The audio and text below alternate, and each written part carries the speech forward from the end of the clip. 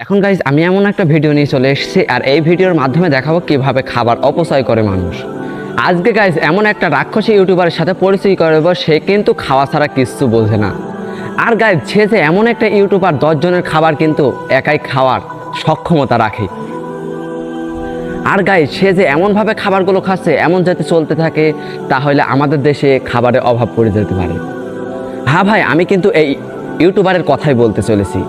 মানুষ যে এত খেতে পারে আমি এই ভিডিওটা না দেখলেই বুঝতেই পারতাম না। এমন কিছু মানুষ এমন ভিডিও আপলোড করে আর সেই ভিডিওর মাধ্যমে মানুষের খাওয়ার দিকে আকৃষ্ট করে তোলে।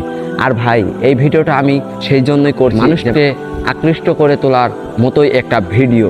আর এই ভিডিওর মাধ্যমে মানুষের লোভের দিকে নিয়ে চলে যায় এই সকল ইউটিউবারগুলো।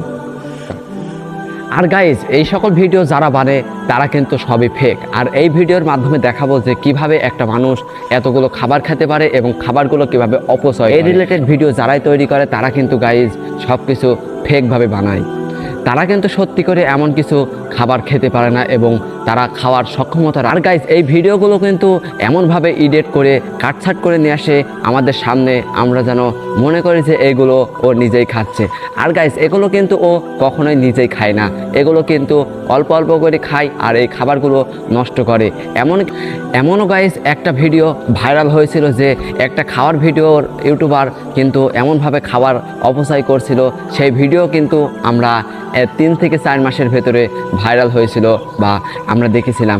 এই ভিডিওগুলো কিন্তু অনেক সময় খাবার নষ্ট করে এবং এগুলোর মাধ্যমে তারা অনেক টাকা ইনকাম করার পথ করে আর অনেক কিছু খাবার কিন্তু তারা নষ্ট করে থাকে। আর গাইস এই ভিডিওর মাধ্যমে কিন্তু মানুষ অনেক খাবার এবং খাবারগুলো অপচয় করে। আর এমনও মানুষ আছে যারা খাইতে পারে না এবং এই ভিডিওগুলো দেখে তাদের লোভের দিকে আকৃষ্ট করে।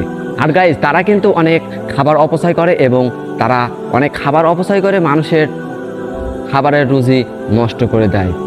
আর গাইস এই ভিডিওটা যদি আপনি দেখে থাকেন এবং এই ভিডিওটা যদি ভালো লেগে থাকে আমার চ্যানেলটা অবশ্যই সাবস্ক্রাইব করবেন এবং আমার পাশে থাকবেন। মতামতগুলো কমেন্টে বইলা যাবেন। ভালো থাকবেন, সুস্থ থাকবেন, বাই।